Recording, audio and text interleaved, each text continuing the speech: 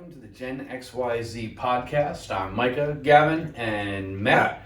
And today we're going to be talking about our approaches to our career, as I'm mid-career, or actually probably more or less just kind of getting some good momentum in my career. Matt, you're getting closer to the end of your career, where there's a dim thought of me retiring in the future, but you're actually getting pretty close to like planning and setting those in stones. Yeah. And Gavin, you're just starting. Yep. In fact, you leave tomorrow for a new job, a new opportunity. I got a new job, everyone. I got work. Which we're going to go around the horn and kind of provide our perspectives and some of like the best advice that we've pulled and we've learned that's helped us in our careers. But what I like about where you're at, Gavin, I think you're doing it right. You're taking some opportunities to really go out there and explore, one, who you are, but also some different areas to see where you would like to live. And I really wish I would have done more of that when I was your age. I got stuck on a certain area and a certain job, and it was hard for me to pivot from that. Well, it's really just where I got a job too. It's just like I applied to all over the world, and that's where I got a job, and I took it. So it's going to be helpful for you to have kind of those unique perspectives. If you're like, okay, I went to multiple states, multiple countries, and worked all these different things. Because I know it's one thing that I'm glad that I had. In my 20s, I tried a myriad of things, and it really wasn't until I was 34 years old when I started with my current company as a defense contractor, and I finally I found something that I'm good at, that I find value, and the pay is good, people are great, and for me that kind of fits the four categories: pay, people, prestige, and whatever the fourth one is. Purpose. There we go. Thank you. Yeah, absolutely. So, but man,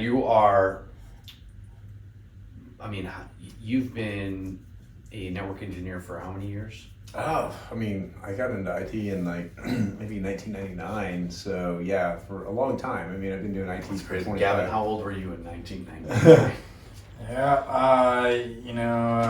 I was raising a couple children, and I remember in 2001 I was like babysitting you, and I almost dropped you. Oh man! I didn't tell your mom. That's funny. But that explains some things. He said almost. I didn't drop you. Yeah. No. But yeah, I started getting into network engineering probably in 2003 or something like that. So yeah, it's been over 20 years for me. Yeah.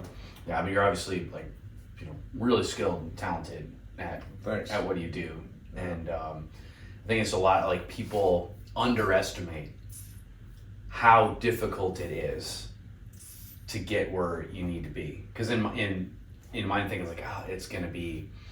And they say about starting businesses too, is that it always takes more time, and it takes more money, and it takes more effort than you initially plan. Yeah. And it's hard to break through those obstacles and those barriers. Yeah, totally true. It's like when I started off, I remember I worked in the commercial sector. I was a network engineer for MCI and then for Verizon, American Electric Power, and I grinded hard. Hard. I had a lot of professional certifications and worked really, really hard to get my knowledge level up, and those fundamentals, and of course I do have a degree in computer networking as well, and that helped. But yeah, as far as the fundamentals and learning, all that paid dividends. I'd say the first 10 years of my career, just grinding and studying, that's still benefiting me today. Because of the fundamentals of, in particular, data communications, is the fundamentals really haven't changed.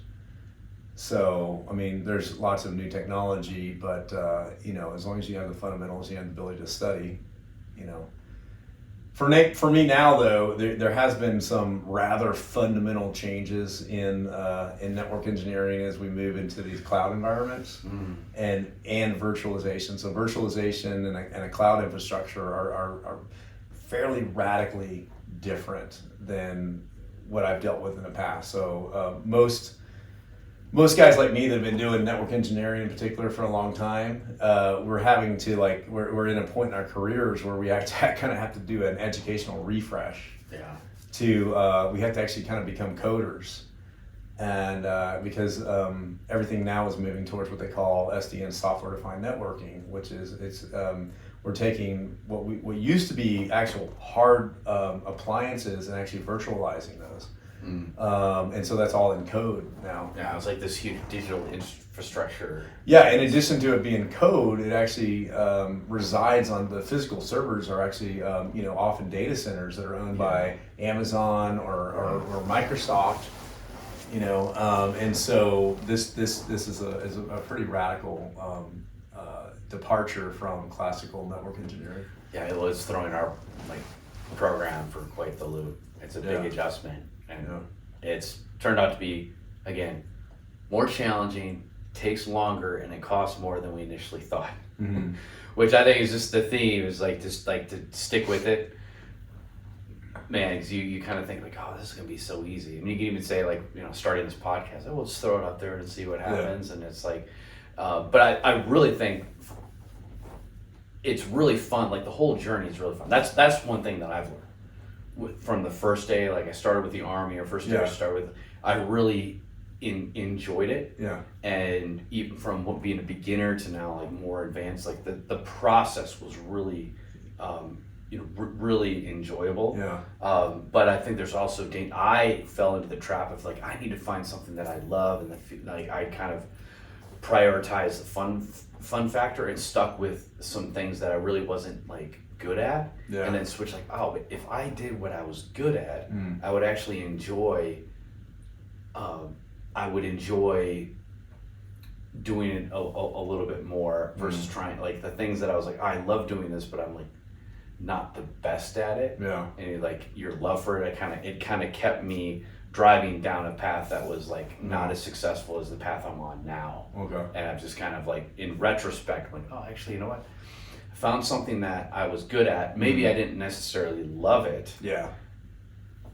But now I've kind of turned now I've kind of developed into this role where it worked with my life a lot better. Yeah. And now it means okay, I can leave work. Mm-hmm. And now I can go do music or sports or outdoor adventures, and I can do all that stuff for fun. I can do podcasting. All this stuff is for fun. Yeah. I would do it for free, and I love doing it. But then, when I go and do my job, I just stick with what I'm good at. And now it's kind of that has built a certain confidence now in my career where I'm okay, I can justify a healthy wage, as I'm desirable by companies for what I specifically do. That it took me a while to get there. Yeah. Well, because you're following your aptitudes. So, are you? Because your degree is real science heavy, right? Yeah. So a lot of math, a lot of science, and stuff like that. No, it's more geography. Oh, okay. I thought you had not a lot of science in it. Okay. Some science, but not much math. Not much math, okay. Yeah, I didn't have much chemistry. But you're geared towards that. You think that's where your aptitude lies? I guess so. Yeah. Yeah. What is aptitude? What just what? Just what your skills, your strengths. I think of your wheelhouse, Gavin. Your natural strength. I think I'm still figuring that out, honestly. What my strengths. I think that was going to take a while. And that's what you're saying too. Is so we get these educations, we get this training, then we get into the workforce, we actually do the job, and might find out that we're not that suited for the job. That's why I'm hoping to try a lot of different things. And see what I'm best at. I don't think I'm that suited to be an IT geek, and it's most people who meet me, my girlfriend says this all the time. She's like, I've never met an IT geek like you, and I know what you mean. I mean, I'm out, I'm mountain biking. I don't come. IT geeks have a certain, stereotype, and I don't meet that stereotype. And I probably am not. I'm not necessarily well suited for it, but I've kind of forced myself to excel in that career field. But I honestly, I don't know if I've told you this, guys, but I actually think I would love to be a therapist. I would love that to. would be a cool job too, honestly. Yeah. And I've actually considered that, just making a career change, towards retirement, Yeah. I would love to do something like that. So with your your kind of approach to that. Yeah. Because I kind of like in life, you hear a lot of advice saying, if you do something you're passionate about it, then you're gonna put in the work necessary to be successful at that. Yeah. But you also really need to think about what do I want, and then why do I want it? So kind of when you're thinking of to go into that road and be a therapist, I think you and I have talked before. We like helping each other. Yeah. And I think having this conversation is great because we really have a heart to do this kind of podcast. Because we really want to help each other and help others. Yeah. And then, but through the process of learning, researching, writing this, getting through the process of doing the podcast, we're actually helping ourselves, and that puts us in a better position to help others. And I'm just kind of curious to see if you've kind of developed this thought that you want to do that in the future, and what's the motivation? Kind of like why do you want to do that? Well, I thought about it. It's like, there's all sorts of jobs out there, right? And it's like you go and you could build stuff or whatever you're doing. You're digging ditches or something like that. But if you're a therapist and you're changing people's lives, right, and you're helping people through the problems, or even better, if you're like, you have some more global ideas about like human existence and you're a decent writer, and so you can produce some books or something like that, or maybe a YouTube channel or something like that, and you can help people on a larger scale. To me, that's incredible. I feel like there's a great need for that too. I feel like there's a huge need for that because I feel like there's so many pitfalls in our society where people can fall into traps that result in poor mental health. Yeah. Well, it's cool to hear that too, as a passion for work too. Being able to be passionate for what you do is the best way to be a productive human to society. If you're passionate about what you work for, it's like you're gonna be work a lot harder for that thing and help a lot more people out. Sure. So And it feels good. Doesn't it feel good? I mean, you're starting your career, and you probably know that you've had jobs where you worked hard. Oh, and then you just don't care at all. Yeah. Well, yeah. I was going to say you have jobs you worked hard, and then at the end of the day, there's something really rewarding about it. I think I've talked to you about this, Micah. Where you feel like you put in a good, solid day's work. I think a big job that I've had that's been really rewarding is just working with kids. I mean, I remember it feels right sometimes. Just helping out kids and stuff. So. Well, I think that's really the crux of this conversation, and about being successful in your career and helping others be successful. It comes down to mentorship, and if you're lucky enough to, they say you'd rather be lucky than good, but if you're lucky enough to have the right people around you, the right people who can help you learn and grow, and also that challenge you. And I know it comes a lot with the book that Gavin and I just read, The Last Lecture.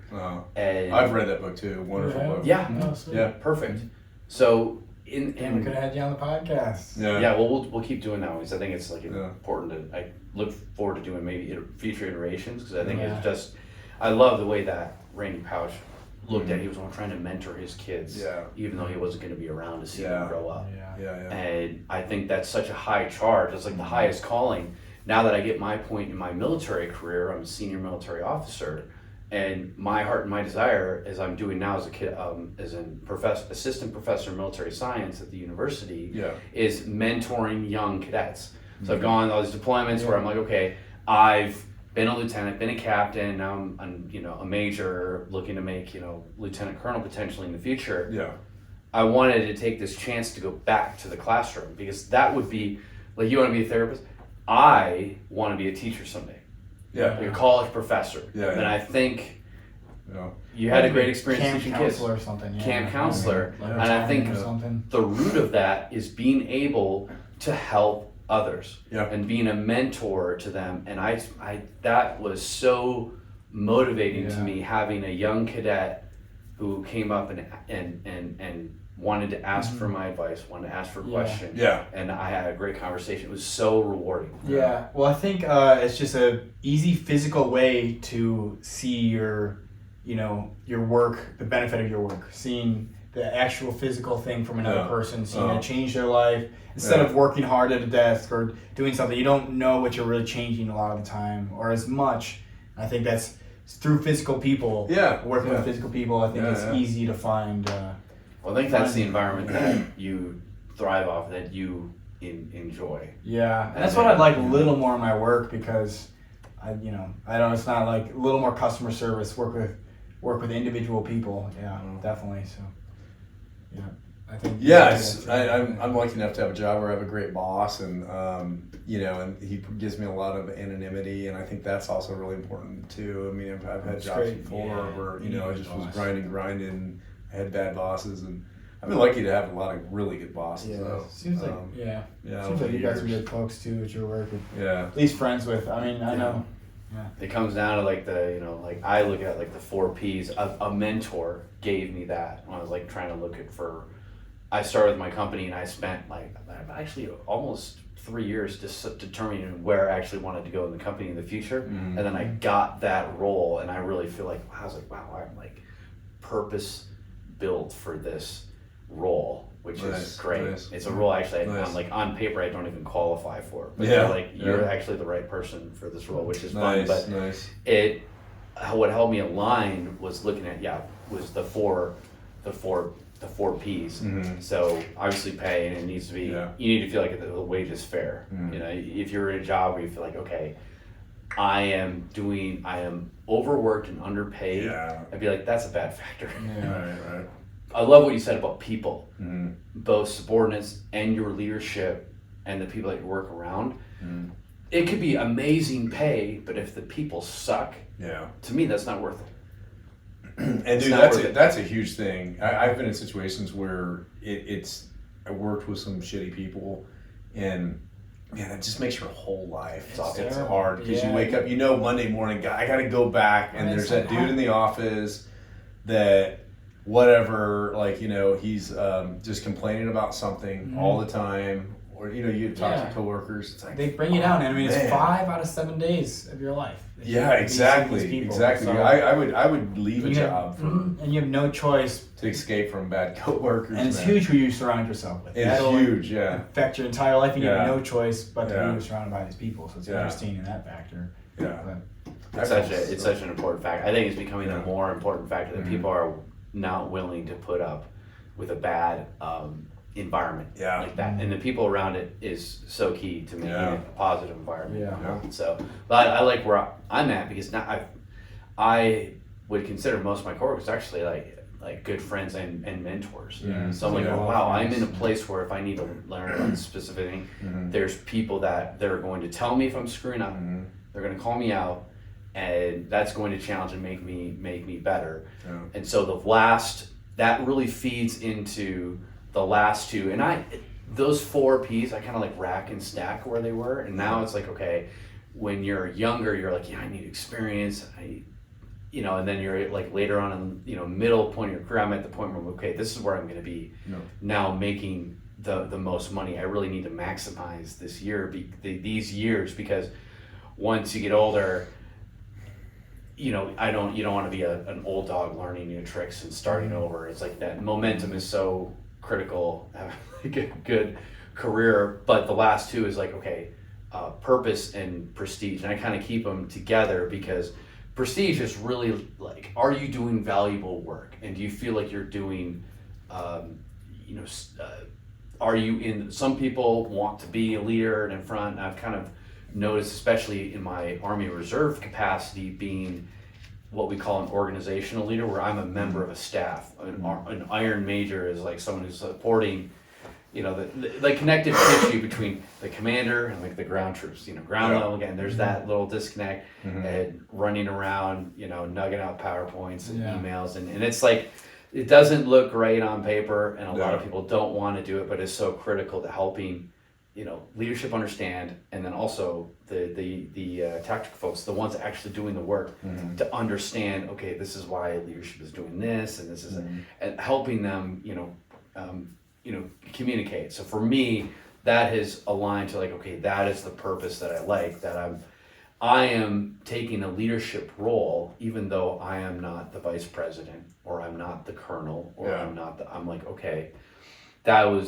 I like that because it's kind of, I'm like, I want to be a humble servant leader. I am here to help everyone else be successful. And I think that's really, for me, the core of being an organizational leader at my kind of like, I'm above, I'm in between the I guess, the CEO and the middle management, and they're both pissed at each other. And they're both like struggling and then like, okay, how do we help get this all connected? How do we help move this forward and work through those problems? Yeah.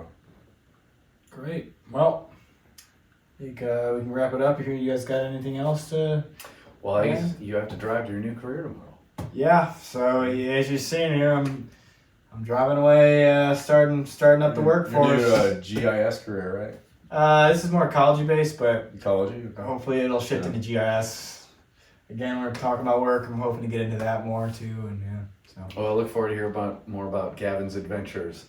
Yep. Wish me luck, everyone. For sure. Nice. Women, she said, I'll give shelter from